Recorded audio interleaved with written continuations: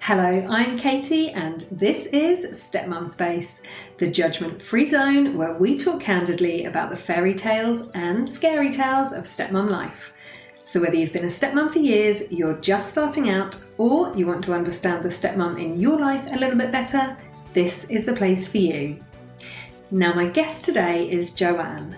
Joanne is a stepmum to two now adults, but children when they first came into her lives, and a bio mum to two adults as well now. And in this conversation, we cover a lot of ground, from where to get involved, where to step back, what to do when the bio parents really aren't managing the kids in the way you would, and why not all families can or should blend. I hope you enjoy the conversation. Hi, Joanne. Hi. Thank you for joining me today. Thank you for having me. And I have already mentioned to you, but I should say again, in case we get interrupted, that I've just had to pick up my 5-year-old from school because of a tummy ache. So she's currently under a blanket watching Frozen, but may or may not join us. Let's see. No worries. I've got a puppy on my lap, so let's hope that there's no interruption. Never work with children or animals. Exactly. So, Joanne, tell us a little bit about your family and what brought you to get in touch. My partner and I do live together, although he has a separate house. I have two girls about to turn 20 and 18. We've got two dogs here, and also my partner who has two children who are 21 and 18. Great. And it's really nice to hear from somebody with kind of older children or adults, I guess. Because we talk a lot to people with young kids. So it's really interesting to hear it kind of from a different side. And why don't you tell a little bit about how you guys got together? Yeah, so we met late in 2015. So we've been together for quite a while now. We met through a mutual hobby, and definitely for me, I wouldn't say... I'd been separated a couple of years by this point and was kind of open to the idea of maybe having a companion in my life, someone to go to the movies with, but I definitely wasn't kind of going to get into any kind of relationship. I definitely wasn't going to fall for anyone. Anyway, then I met my partner, and then I completely fell for him straight away. So that was that. It's always the way though, isn't it? Yeah, it is. Like, I remember when I met my husband and I was like, oh yeah, quite like this guy, obviously not looking for anything serious at all. Yeah, and then, exactly. you know, a decade later, two kids, married, like, that didn't, I mean, it turned out great, but it definitely wasn't how I went into it. No, exactly. Yeah. We had loads in common, and I remember we went on a first date, and I ended up, because I always used to I was sort of dabbling a little bit in dating and stuff. So I'd always kind of like time limit and pretend I had to be somewhere just in case it was a disaster. But I ended up quickly, the kids were with my ex, and I ended up texting him under the table, can you just have the kids for like an extra half an hour? Because I'm really enjoying, I was really enjoying chatting to him, and I was just like, oh, okay. We hit it off straight away. We had loads in common. So yeah, so here we are. Oh. You mentioned that he's got 21-year-old and an 18-year-old, so they must have been, 10 and 13-ish? Yeah, something like that, yeah. Okay, and how was it with them in the early days? In the early days, I guess you could say we took it slowly, not in the sense of like we met one another's children. So I kind of spent a little bit of time with his son, who was living with him most of the week. I kind of saw him a little bit, just briefly, and he was very sweet and very polite and very lovely. And then I didn't really see him very much after that. And in fact, our respective children didn't actually meet for 2 years. So it's 2 years before I met one another. So we very much were compartmentalized in that sense, in terms of we just would see each other when when neither of us had kids. And so we kind of have had that luxury of having that real time to build our own relationship, which has been lovely. And I guess I didn't really meet his daughter until maybe a year or so after I'd been together with my partner, and she was living with her mum full time and wasn't going to school, and so she kind of dropped out of education and wasn't in a great way in terms of her mental health. So I just thought, well, okay, that's that's just, I'll leave that be, and I'm sure that things will happen at the right time. And I guess that I probably met her maybe about a year or maybe 18 months into our relationship or something like that. So I guess it's taken a long time for everyone to kind of come together in whatever thing we are. Yeah, so we definitely took it slow from that point of view. I mean, there's so much, Joanne, that I want to dive into around your story and all the things that you've mentioned. I'm just thinking, where's the best place to start? You mentioned you met his son first, and then the 13-year-old daughter, you said she wasn't in school. Are you able to share a bit more about that? I'm sure it's gone back a long way in terms of her childhood and how she's been with things, and possibly started struggling with school, maybe in primary school. And I think she just hit a real rough patch in secondary school. It hadn't been handled particularly well by the sounds of it now, looking back. I mean, at the time, I didn't sort of have anything to do with it, because I thought, this is nothing to do with me. I haven't met her, I just don't know what this is about. I don't know the backstory. So at the time when I met him, I was just very kind of just non-judgmental. I just thought, well, I just don't know what this is. And I knew that things had come to a head, and her mental health was quite poor. She had anxiety and wasn't coping in school. And I think the parents were getting letters in terms of threatening prosecution because she wasn't going, and it wasn't really handled in a particularly sophisticated way. And it all kind of culminated with her being signed off from school by a psychiatrist, and then that sort of was the green light for her not to be in school. And then I think things never kind of recovered from that point. So I think when we met, I think that was still that coming out of that real low point that she was in, where her mood was quite low, and I think things were difficult and she was really struggling at that time. But I would say, I suspect that probably there was a bit of history to that probably things have been difficult for quite a while for her with school. And did that situation affect your sort of early relationship with her? It certainly impacted on how long it took her to feel comfortable meeting me. I would say that she was just very nervous and didn't feel ready. It was a kind of a case of, I went round to the house, his ex's house, for some reason, I can't remember what the reason was. And it was very much like, well, she might come back to her room, she might not. And I was like, well, that's fine. So it was very slowly. She did feel ready to meet me. And I understood that, because I thought, she's obviously got a lot of struggles, a lot going on. The time will be right when it's right. So so I guess that kind of impacted on how long it took for me to meet her. Yeah. And you mentioned you had two girls who are sort of similar age. Yes. So they met him about 4 months in. They saw him fairly soon into our relationship, and that was kind of fine, really. That was fairly easy. And what about your stepson? He was kind of still a child. Both of our children were still very much kind of children in those early days of our relationship. So it's quite sweet when we look back on it now. We think about it now. He was really polite and sort of came to the door to say goodbye the first time he met me, and he just sat colouring, and he was just very, very sweet and quite a sort of studious boy. And he and I quite soon developed a really nice relationship. And I'd perhaps go around there, and he would be there on a sort of weekday evening, and he would talk to me about school, whereas he wouldn't maybe talk to his dad about what's going on. So his dad would be sort of cooking in the kitchen, and I'd just sit and chat to him, and we could sort of get into stuff, and he'd ask me questions. I kind of would know bits about what was going on for him, and my partner would be like, oh, I didn't say that stuff to me. So it's kind of a really nice relationship, really, from the start. Yeah. Oh, that's lovely. And what about your daughters and his son? Because people will often say, and the research will show that the most complex step families are the ones where both people bring children to the relationship. So how was it between the new step siblings? We'd left it so long that we were almost kind of petrified of like getting them together. It almost became this thing, like they knew of one another, but it was a couple of years in, really, by the time. So it became sort of quite a fraught, nervous thing where they literally popped in on the way to Granny's one day for a quick kind of like, oh, hi and bye, which was funny and kind of sweet, and everybody was like really nervous. But then we decided to bite the bullet and decide to they kind of came up with the idea. They were like, come on, let's go bowling. So we got them all together, and we finally just went out together and went bowling. And it was fine, and it was really sweet. And I guess because we'd been together for quite a while by this time, they were just really curious about who these people might be. So yeah, it was sweet, and it was nice actually to finally get everyone together. It was kind of a nice feeling. It was just like, oh, there we are, here we all are. Yeah, it was nice. And I guess it's something you've talked about for so long, and you've been together with someone a couple of years. You're obviously they're your future.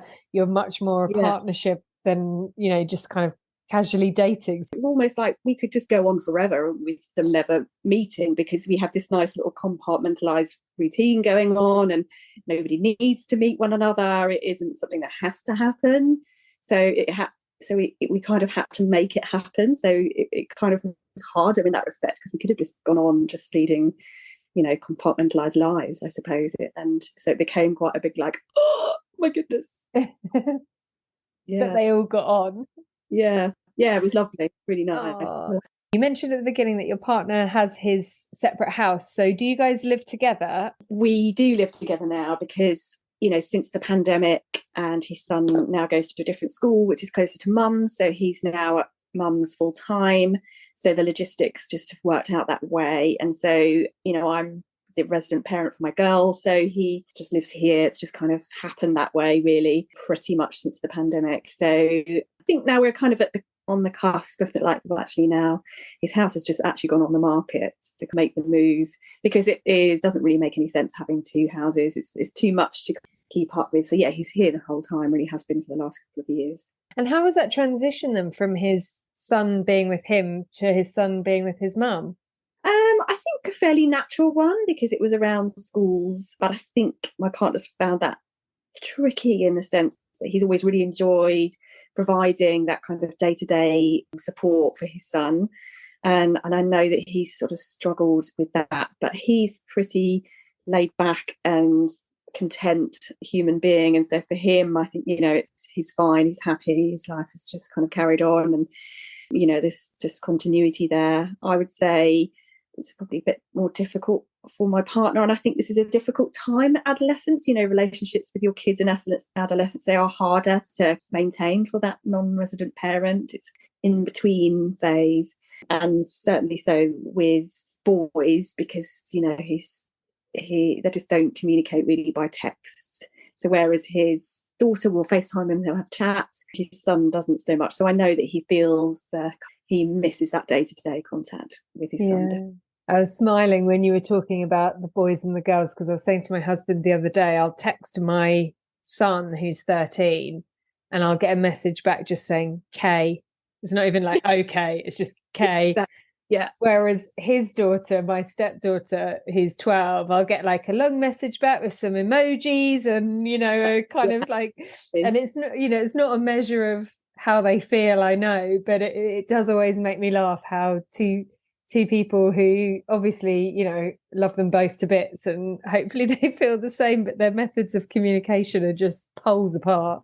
Absolutely, definitely. It's all on the need to know basis for the boys, isn't it? So during that time when your partner's son has moved from being with him more to being with his mum full time, you mentioned that's been challenging for him. Has that affected your guys' relationship at all?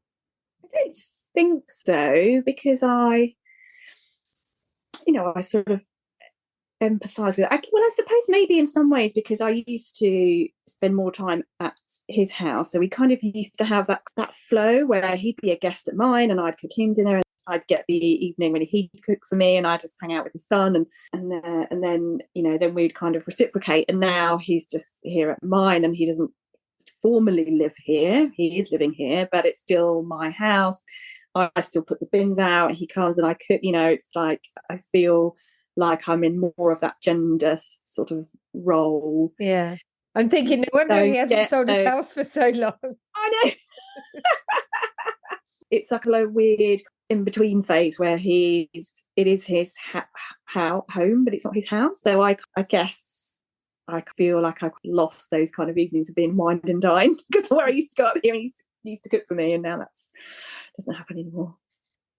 And during that time, because it's quite interesting, a lot of men who don't live with their biological children go in with really positive intentions around their stepchildren, but then find it quite difficult because the guilt creeps in and like, oh, I'm spending time with my stepchildren and I'm not spending as much time with my own children. Did you guys ever have any of that going on? Well, funnily enough, not really, because he's got really generous with that relationship that he has with my kids. I mean, I feel like he's just such a positive influence on them. They have a really genuine relationship. He takes an interest in them and wants to know what they're doing. He'll make conversation with them.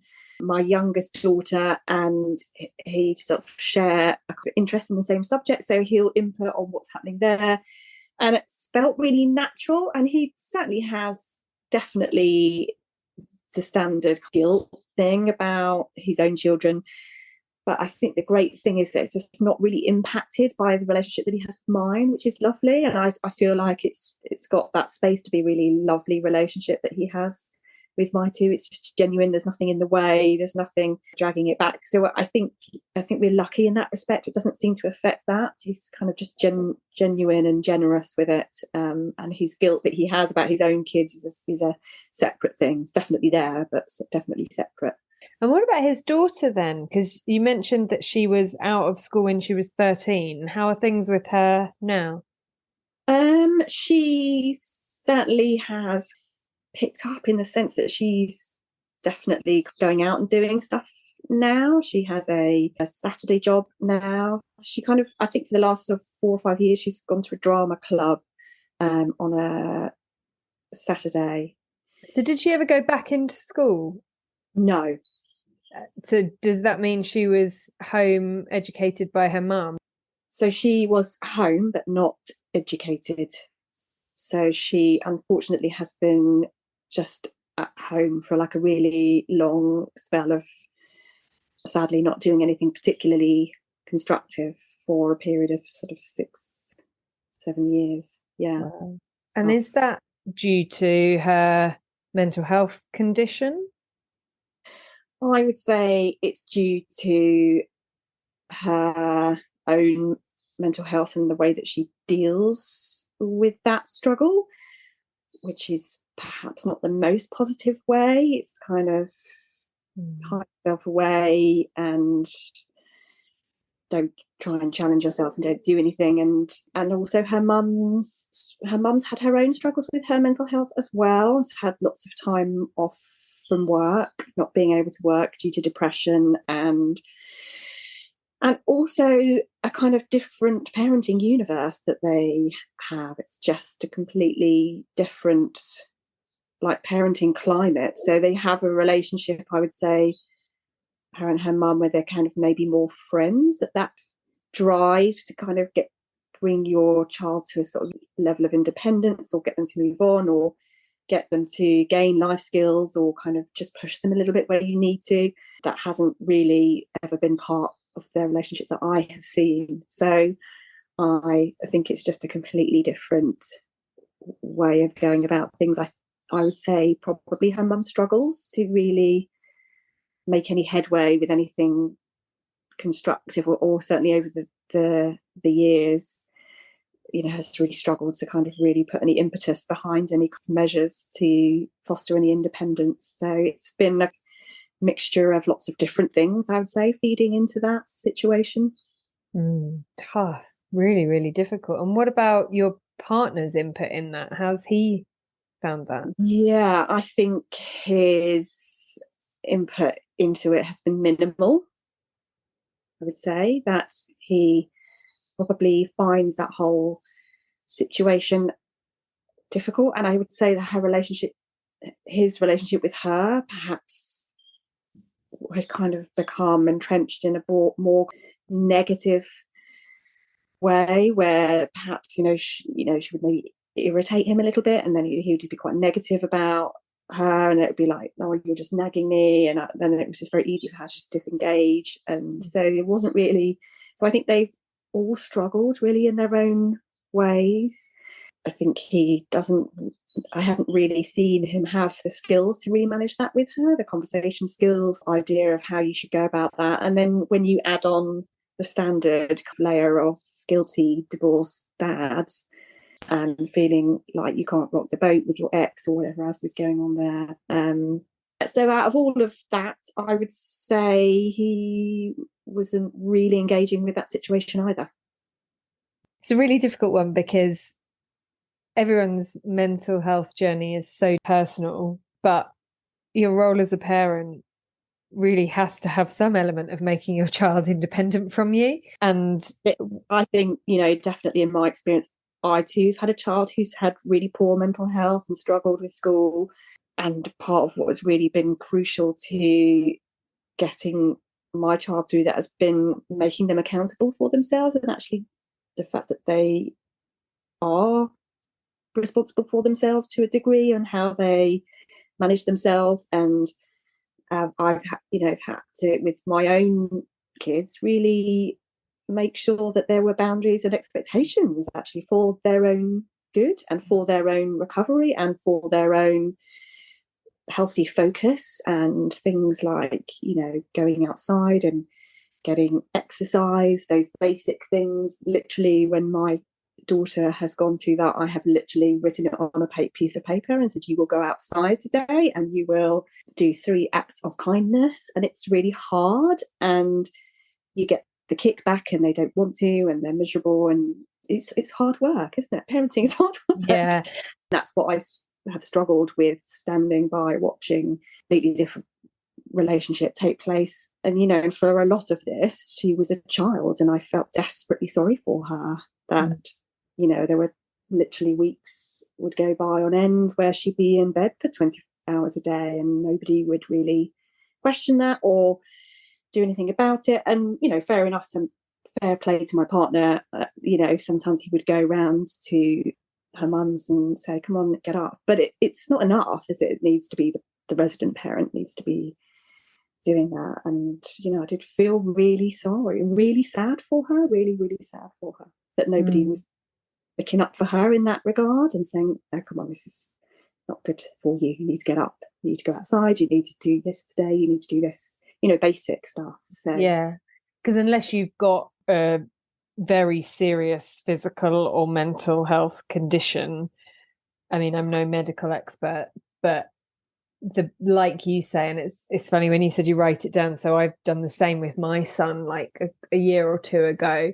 He was just normal teenage stuff, but you kind of have to nip it in the bud. And we made a list and said, like, all these things, they will be quite boring to you, but they make you feel good. Sleep, eating healthily, getting fresh air, moving your body, not staying up ridiculously late and not staying in front of a screen. We call it the defense of his team.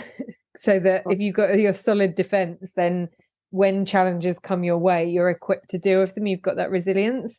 And I love that. I do think it's really difficult for teenagers who don't have parents who are willing to step in, either because they don't have the tools themselves or because they want to be popular, they want to be a friend. There are probably many times when you could have said to your daughter, or I could have said to my son, oh, don't go into school today, let's have a cozy day together. But to beat anxiety, you have to face into the situations that drive your anxiety. Absolutely. And I do remember, it's like a really different parenting ethos, isn't it? And I remember my partner saying to me, she went through a period where she'd go to a tutor after school, just to have some extra, I can't remember, maths or English tuition. And my daughter was maybe in year 6 or whatever. And we'd come out of school and she would scream and she would cry. And I would go, no, we're going to the tutor's now. Here we are at the tutor's house. She'd be crying and screaming and protesting. And I would literally just get out. She was luckily was very portable and quite petite. And I would just say, okay, here we are now. And I knew she'd be fine when she got in there. And I'd be like, okay, so here she is. And I'll see you in an hour. And she would go and she would do her tuition. She's absolutely fine. And my partner was absolutely horrified. He couldn't understand how I would even consider taking that child to that tuition session and leave her there, like in that state. He couldn't comprehend why I would do that. So it's just a totally different parenting mindset completely. It is like a different parenting universe. I don't recognise what goes on there at all. And how was it between you guys? Because obviously you've got a different style of parenting. You're not living with this child, but did you raise it with your partner in terms of your feelings about how it was all being handled?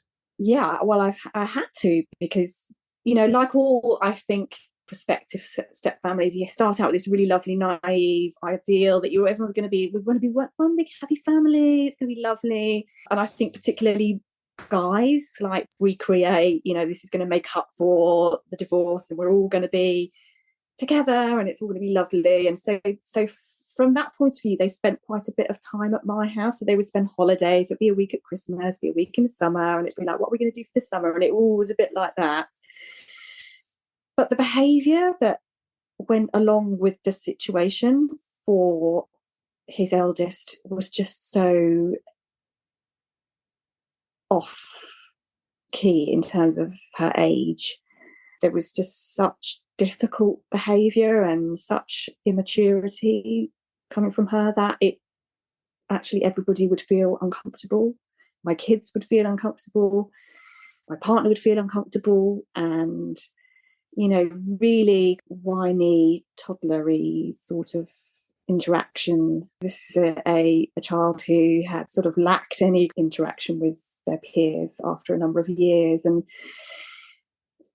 just didn't know how to be. And her brother would be stressed about it and would say to her, look, don't say anything stupid, like in the car on the way over to my house. And it just grated and was really difficult. And once she became an older teenager, it just sort of wasn't funny anymore. What sort of things used to play out? I remember COVID had hit and we weren't able to go on holiday as we had planned. So we were all in my house on a very rainy 10-day August stretch, like literally at the last minute. Borders had closed and that's that. And I was working a really stressful job in the NHS, handling COVID, and we'd been doing COVID for over a year, and it was tough, taking its toll on me. I had a sister with breast cancer, and in this 10-day period, that was my annual leave for the summer, and it was just really hard to be around her. So I think there was one evening, I think we just decided to go out to a local restaurant, which is in town, and so come on, let's go out for dinner. It's a miles walk into town, and got my stepson and my two girls. Like, okay, great, brilliant. And then my stepdaughter at the age of 19, not know what shoes to wear, and then was complaining, how dare you make us walk a mile into town? And she would say things like, well, nobody else is complaining because nobody else is brave enough to complain about it. And it was just like, you're actually an adult now, and you're being taken out for dinner, and it's only a 20-minute walk.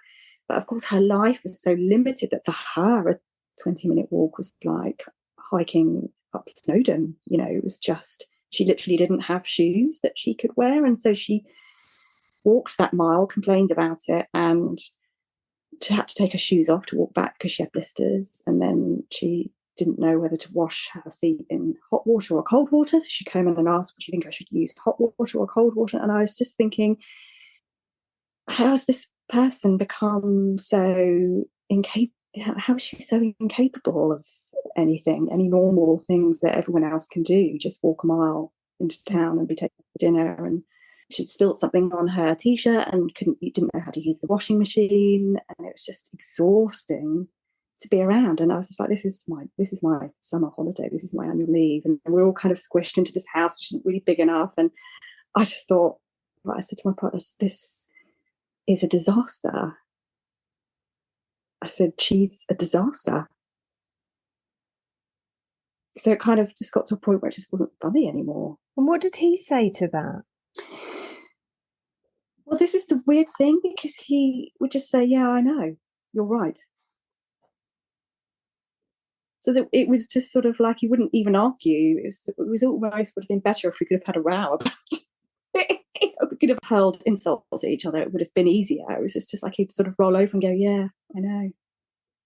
I know from a lot of the women that I work with and the men that I work with, because I do coach men as well, that there is a lot of burying your head in the sand that goes on when you're a divorced or separated dad, because the problems are just too hard to deal with. It's common to hear men talk about things that go on with their children as if they're powerless to do anything about it. Yeah.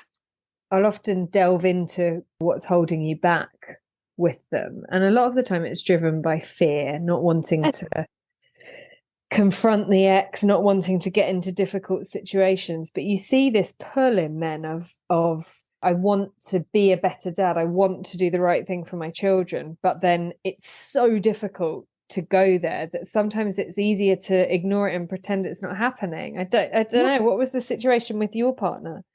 I think he had a lot, or still feels a lot, of the weight of the pressure of his own parents, who are quite elderly. So they're from a really generation way back where they just really struggle, I think, to comprehend that they had separated and divorced, and they still couldn't, there'd be the odd thing said, not malicious, not a dig, but just a different generation just couldn't get on board with it, and would always, and I think they were aware that things are not super healthy round at mums, and all the worry that brings for them about their grandchildren, and their granddaughter's just nobody's doing anything, and she's just in bed, and they don't really understand mental health. They're just like, and so I think he'd get a bit of pressure from them, as if like, when did you see them last? When did you see them last? And I think it just really has weighed on his mind that if he did anything to rock the boat, that would send them even further away, or it would become even more complicated and difficult. I think that he just wants things to be as simple as they can, and I think for him that means we get along to get on, and he's really petrified of the complexity of it all becoming real, because he really looks up to them. They're that traditional mum and dad, and he still has his mum and dad. They're still in the family home that he grew up in, and it's very 2.4.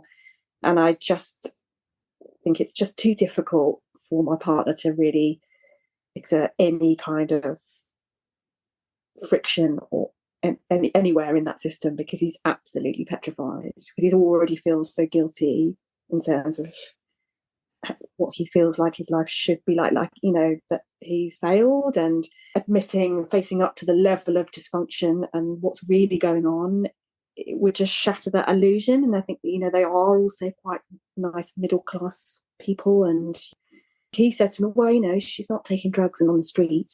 But I'm like, well, no, but it's still pretty, like, there's that value system in there as well somewhere. Like, actually, we're nice people and we all get along really well. Like, he's friends with his ex, but not a co-parent. When I first met him, it was very like, oh, we get on really well. We go for meals together. There's a birthday, we all go out together. We're firm friends. There's nothing more to it. And I never felt that there was anything more to it. But I also couldn't see that there was any parenting going on either. So I could hear them talking as friends. I could see, they'd come and drop off kids, and it'd be like, oh, what's happening with so-and-so? How's your mum and dad? And I was thinking, you've got this really big issue going on with your daughter, and I never hear you talk about it. I never hear a conversation about what's happening with the daughter at the moment. There was never any. So it's just gone along on this friendly level of just, if we're all friends and we're all nice, then perhaps it's not as bad as I'm worried that it is, that we've separated, because it's almost too ashamed of that to go any further with it, with really what's really going on. Yeah, you mentioned at the beginning that her mental health issues had started prior to the separation. Yeah. It sounds so crazy dysfunctional. And I don't say that lightly, because there's still, like, at the time there was a 13-year-old who was not parented properly. Yeah. Or not parented, full stop. Yeah, and I get completely why you say you feel sorry for her. I work with quite a few stepmums actually who say, I feel really sorry for my stepkids because their mum and dad aren't doing what they should be doing as parents, but I can't step in because I'm just the stepmum. And you sort of have to stand by and watch everything unfold, but you feel a bit like, you've got a crystal ball, because I worked with women who say, I know what will happen. I can see it in the future. And then, lo and behold, it does happen, and you have that advantage as a step parent that you know the child, but you're also enough of an outsider that you're not emotionally wedded. And unfortunately, and it is unfortunate. I'm a health professional and I work in child protection, I work in safeguarding, and you cannot pull the wool over my eyes with middle class families. It does not wash with me. That's my job. I've seen plenty of abusive, dysfunctional, nice middle class people who abuse their children or scapegoat children or neglect children emotionally, or in fact just fail to parent. And I see the fallout of it, and I can see the pattern and the pathway that she's gone on, and I can see the difficulty that she probably has had in her very early childhood. And it's just so hard to watch, because I kind of also have that angle, and that's very much, I've not ended up in that job as a coincidence. I'm in this job because of who I am and how strongly I feel about children's needs being separate from our own needs. And that's why you do what you do with your kids, because you know that that child needs you to write those things down for their mental health more than you need to just go and watch whatever you want to do on the telly. That's like a fundamental thing. And it's so fundamental that, yeah, parenting is hard. It's meant to be hard. You're meant to be doing stuff that is really not easy. And, you know, I would literally walk into that child protection suite on a Monday morning, knowing that we've all gone off to school, college, work, and that his daughter was just in bed again for another month, for another year. And I would literally go into my job in the child protection unit and just be like, I know what's going on here. And it's emotional neglect. It's neglect of basic persistent failure to meet your child's needs is called neglect. And that was so hard for me when she was a child, to go to work on a Monday knowing that that's going on. I just felt really sad for her. Did you ever want to get involved or have a more direct conversation with the mum or your partner? Not with the mum, no, but I got really angry with him one September. Every kind of summer holiday would roll around and I'd be thinking, okay, you know, there's probably stuff around that she could do now. You could probably sign her up to colleges and functional skills, or a program, or a Princess Trust, or some volunteering, or some projects nearby. And I'd be thinking, okay, August is probably stuff now coming out. You could probably, every August I'd be like, okay, so what's happening what's happening with the daughter? And there was just this one time when I was sat at the dinner table and I asked him that question. And he said, oh yes, so my ex said she was going to make a phone call, and then she realised a week later that she hadn't got round to it. And this is like 4 years into this situation, and I just was so angry. And I said, when is someone going to actually do something for this kid? When are you going to do something for this kid? You know, she's got 2 parents. This is utterly ridiculous. And I'd always said to him very early on, I will not move in and have a house with a stepfamily where 3 kids have to do things they don't want to do. They have to go to education. They have to go out and money. They have to help around the house. They have to do things. And then one child doesn't have to do anything they don't want to, because I could see she was just doing what she wanted. And I said, it will not work for me having a house where that's going on. So I was always really clear. So I was a bit like, you know, someone needs to kind of pull their finger out here. But of course, that's really toxic, because actually, as a stepmom, your parenting bar might be higher than theirs, but you can only be at that level that they are at. You cannot go beyond that level. And if it's really low, then that's just tough. So I got really angry and I said, look, where are you in all this? What are you going to do?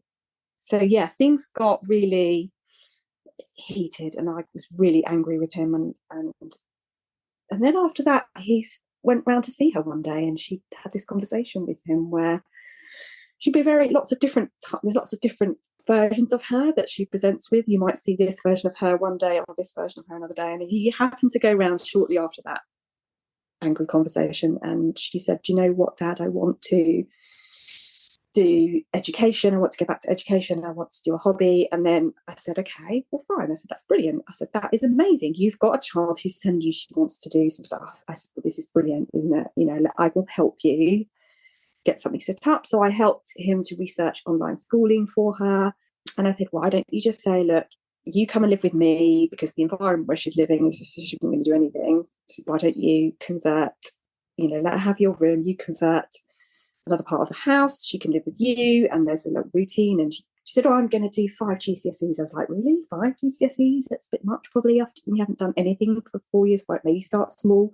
But they never had the skills to kind of set it up like that. They never had the skills to come to any mutual conclusion. It was all too difficult for them to manage those conversations. And she would start to manipulate those conversations, and he'd say, I need to talk about this online schooling. And she'd be like, yeah. And I was thinking, you can't manage these conversations. This is not going to happen. So he spent thousands of pounds getting this all set up, and she did it for about 3 weeks and then went back to mum's, and nothing was said, and it just passed, and that was that. So I kind of had this period of being involved, but it just was a lesson in the fact that, if they don't have what it takes to make that happen, then you cannot make it happen. It was just another kind of dysfunctional chapter, really. And no one said, look, I've spent £3,000. Are you going to do this or not? No one even had that conversation with her. It was almost like, it's happened again. She's just stuck out of it again. It's like this pattern. How kids kind of push boundaries to see what they can get away with. They kind of want you to, I think they kind of want you to respond, really, to know that actually someone's going to go, no, but that never happens. It's just this very nothing-y response. And that must have been so difficult for you, obviously, given your job, massively tough, but having 2 kids that you're raising yourself, and we haven't talked about your ex, but whether they're getting that on that side as well, you're doing your bit of trying to push them. Absolutely. This is a massive part of why I have real issues with it, because I'm shouldering 100% of the burden, financially, practically, emotionally, with my kids. My ex has been quite unstable, really, since we divorced. He's lived at numerous houses, had a relationship that's broken down and been made redundant, and had all sorts of things that have really upset and destabilised my kids. They've had to watch a lot of change and uncertainty and feel sorry for him and the struggles that he's had, and he has his own inadequacies and he's just not cut out for it. And so I do all of that, and it's caused a lot of upheaval. And my eldest went through a real couple of years of really rebelling, and her behaviour was really difficult. And then my youngest has gone through real mental health struggles. She was out of school for a bit. She was under CAMS. And so I've been doing all of this. So there's me on this side, paddling, working myself to the bone to keep body and soul together, to keep my kids moving, get them through school. Every winter was awful with my youngest. She would really struggle, and it was always really, really hard work. And I'd have to take a week off just before Christmas just to manage the winter term. So I'm doing all of this, and then I'm having whilst holding down a busy job in the NHS, managing a service through COVID, and then I'm having to watch the fallout of the opposite thing going on, where nothing's being done, and having to deal with the fallout of that. And I think that's what makes me cross, because I'm not dealing with that as well. Yeah, and nobody can blame you. You've offered support, you've offered to be there, and I would put my mortgage on the fact that if your partner had have said at any time, right, I need your help, I want to do this, let's make it happen, that you would have been all in. Of course I would have done. It's always really difficult for stepmums, because they can see a lot of the time things from that perspective, and you can see things that are happening to children, but you're often a very different woman to the biological mother, with a very different set of parenting values. And like you say, you can't bring up the biological mother's parenting values and parenting skills, so you have to make a choice to let yours down a bit if that child's in your house, and that can be really difficult, really uncomfortable, and doesn't sit very well with me at all. And of course, then there was the impact on my stepson as well. And he sort of felt very much in the middle of it, piggy in the middle, because it was all about the other child and what's going on. Actually, he has a really good friendship with my youngest, and they have their own lovely sort of relationship, which they manage independently. And I know they have their own discussions and they'll have their own view on it. But, it really has created some really difficult emotions, really difficult. So what do you think the future holds then, Joanne?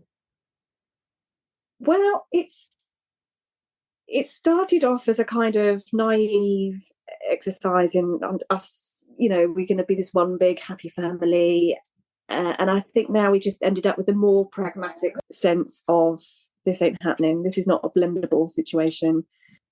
We went through a period a couple of years ago where I called time on the relationship because he wasn't listening to me. I said, she's just not to come round my house anymore, because at the age of 19, she threw a 18-month-old style toddler tantrum in my house, and I just said, I've had enough. I can't have this behaviour in my house.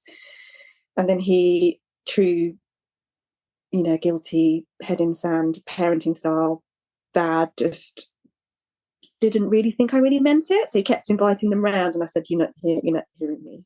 This is actually really important. So we weren't together for a while. I just said, you need to go away and think about what you want.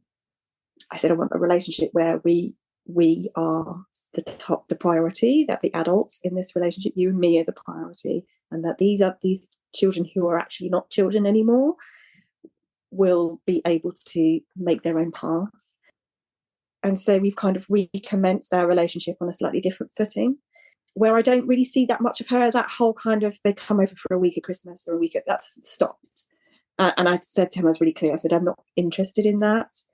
That does not interest me. This is not that kind of family. This is not that kind of setup. And it doesn't need to be that kind of setup, because none of these kids' children, and, it is different when they are older. They do have their own lives, and rightly so. And it should be a looser arrangement. So now we have an arrangement where I feel like actually there are limitations, and they just are what they are. And the relationships are just going to be what they are. And to be honest, really genuinely honest with you, Katie, I feel like there's no real relationship really with my stepdaughter. I'm polite and welcoming and respectful. She can come for the odd night, no problem with that whatsoever. But with the bigger picture of where she's at, it's nothing whatsoever to do with me.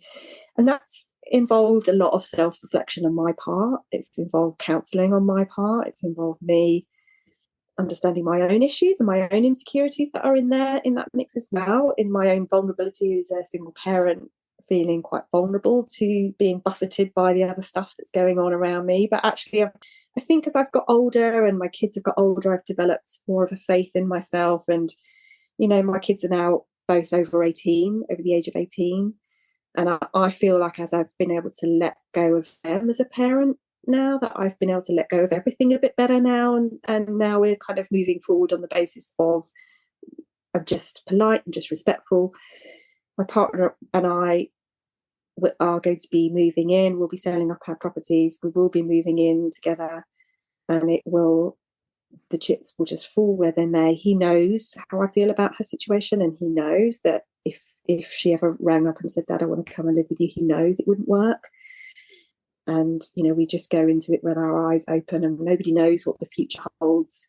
But the future is definitely brighter. And I think now, feeling less vulnerable in my own parenting role, that my kids are older, I feel like I just want to prioritise myself, and I feel like I can just let things go a little bit more. So it's a looser arrangement, I would say. It's one of those blended families. It's never going to blend. It's not going to be one big happy family, but there are good relationships there. Yeah. There are positive relationships there. My stepson, it's a lovely relationship that he and I have, that he and I share. The relationship between my partner and my girls is really lovely, and I love and I really value that. And I tell my partner that all the time. It's lovely that you have that really positive role. People who listen to the podcast regularly will know I struggle with the word blended for a start, because I think, humans are not for blending with other humans. Like, you have to build what works for you. And I think that feeling like everything has to blend and be perfect, I think, is part of the problem of why people feel so pressured, and different families work in different ways. I've been surprised at how common it is for dad's children to have very different roles in the step family. I guess 10 years ago, I would have thought, well, they're biological siblings, they'll have the same place, but it's not the case at all. And there are many, many families where the relationship with one stepchild is really different to another. What about your partner's relationship with his daughter now then? Better now. He has been to counselling himself, so fair play to him. After we had this rupture in our relationship, he he did admit to me, he said, look, I was with somebody a long time before I met you, and she could see the problems coming with my daughter, and she said, you're going to have to sort that out. And I also kind of realised along the way that the problems that they have and the fact that he can't parent her is nothing to do with me. Literally nothing. The feelings that he has towards his daughter are complex and difficult and not great. It took me a long time to realise that, but he's taken that to a counsellor, and they've gone through, you know, his relationship with her to try and cultivate a more unconditional love style relationship, so that he can just be with her and be a presence for her rather than this nagging negative person. And she has said to me that she feels like they've got a better relationship now, and so they certainly do have a better relationship now, and they speak regularly. Like, I used to hear their conversations used to be really stilted, and now it's more natural and they are at ease with each other in conversation. And so that is definitely a better relationship. It's not resulted in any more boundaries, and it's, you know, she's going to be 22 this year, so the ship sailed, and so I'm just pleased that he has the relationship with her that he wants to have, and that's all I can really ask of the situation.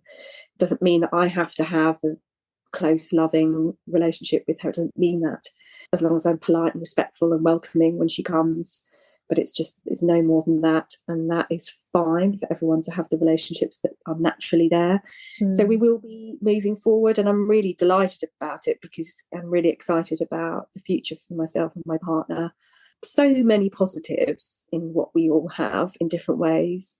I love the relationship that we have. We have a great life together, and I feel really, really positive about it, and just we'll be able to just move forward in a way that's not contrived, in a way that's just natural, and that we are just all are who we are, and those differences are there, and that's life. Yeah, and that sounds so kind of freeing to be able to say, actually, we've stopped trying to be something. We've stopped trying to like blend our family. We've just gone, do you know what? We're a bunch of 6 different people, and we'll have lots of different relationships. And actually, that's okay. Like, pressure off. When you were talking earlier about, as I've got older, I'm letting more stuff go. And I was thinking, oh, like, you are my person, because I feel totally the same. And there are so many things that I used to want to fix or help with or do better or get involved in, and none of it helped. I've always been like, you know, I'm the queen of I can fix this and I can sort this, and I think I just turned 50 last year, and I'm like, I don't care anymore. I'm not interested. I do care, but I don't feel like I want to fix things in the way that I did. And it's really freeing. And, you know, my eldest daughter, she just does whatever she wants and always has done. She's always dipped in and out of step family life. If she wants to turn up for one dinner, she will. If she wants to go out with her friends, she will. And she's up and out, and she's super social butterfly, and she only dips in and out of what she wants to. And I'm like, do you know what? That's the great lesson to us all for step family life. Just dip in and out for the bits that work and leave the bits that don't work. Well, look, thank you so much for talking to me. It's been really fascinating to hear your story, and thank you for dropping me an email in the first place, because obviously without people doing that, we can't make the podcast, so I really appreciate it. Oh, it's my pleasure. Thank you for having me. Oh, Joanne, thank you so much. I loved that chat. Quite fancied a glass of wine with you at the end of it, actually. I identified with a lot of what you said, and I'm sure that many, many women listening did too. So much that's so valuable for us in there, particularly that pressure around feeling like we must blend. Like, it doesn't always work that way for everybody, and that's okay. Like, we can do our best, but we are not a NutriBullet. We cannot blend humans. So look, a huge thank you, Joanne, for getting in touch and sharing your story. If you're listening and thinking you'd like to share yours, then please do drop me a note. You can do that via stepmumspace.com or on the socials at stepmumspace. Thanks to everyone who's been in touch with me recently to share their stories of how the podcast has helped you. It truly, truly means the world to hear from you, so thank you. There's more help and support available at stepmumspace.com and more on its way. So watch this space and subscribe to the site. If you've enjoyed this episode or any other, please do rate or review the podcast wherever you're listening. It really, really helps getting us to other women who need the podcast. And don't forget to spread the word by sharing on your socials. We'll be back next week with another new episode, but in the meantime, have a great week.